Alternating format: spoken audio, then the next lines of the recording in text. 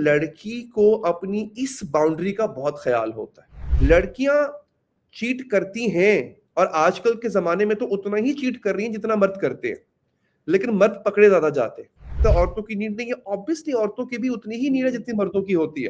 Couples की बात कर लेते हैं जिनकी शादी को कई साल गुजर गए हैं और उनमें इंटीमेसी उस लेवल की नहीं है, उस तरह से नहीं है।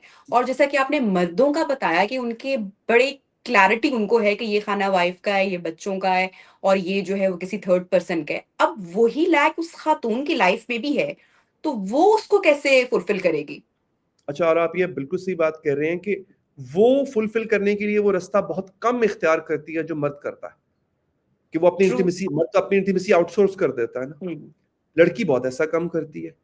एक यहाँ पे एक चीज आ जाती है कि लड़की को अपनी इस बाउंड्री का बहुत ख्याल होता है। हम्म।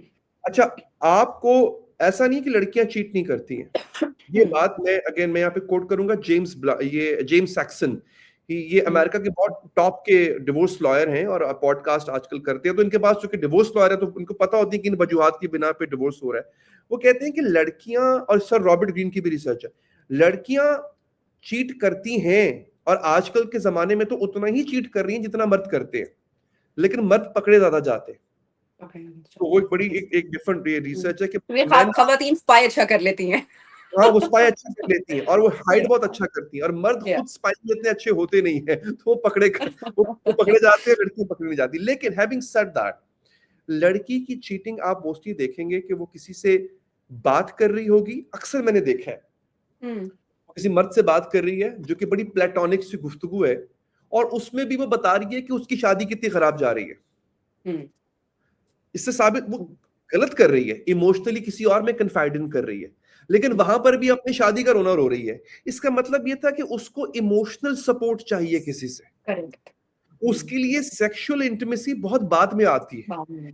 मैं दोबारा ये रीट्रिएट, मुझे कल को कहेंगे कि आपको क्या लगता है औरतों की नीड नहीं है, ऑब्वियसली औरतों की भी उतनी ही नीड है जितनी मर्दों की होती है, बट उसका अपनी नीड पे कंट्रोल है। और उसकी नीड, सेक्सुअल नीड औरत की कंडीशनड होती है, शर्त होती है इमोशनल सेफ्टी के साथ। हम्म। मर्द की जो सेक्सुअल नीड है वो इमोशनल सेफ्टी से कनेक्टेड नहीं होती है।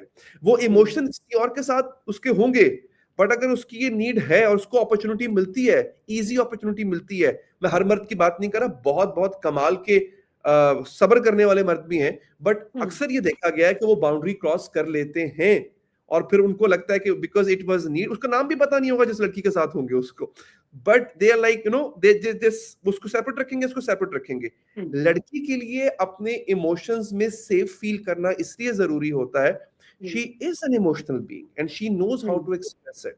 और उसके इमोशंस उसकी डेली लाइफ को रेगुलेट भी करते हैं। आदमी ट्रू। ऑब्जेक्टिविटी से पूरी जिंदगी गुजार सकता है, हम्म। अगर वो ऑब्जेक्टिव रहेगा हम्म। इमोशंस को, वो उस तरह से, ऐसा नहीं कि मर्द इमोशनल होते नहीं है, वो हम्म। इमोशनल एक्सप्रेसिव नहीं होते हैं, नहीं हो पाते हैं, तो दे ठीक है। Can remain objective and they can lead a life.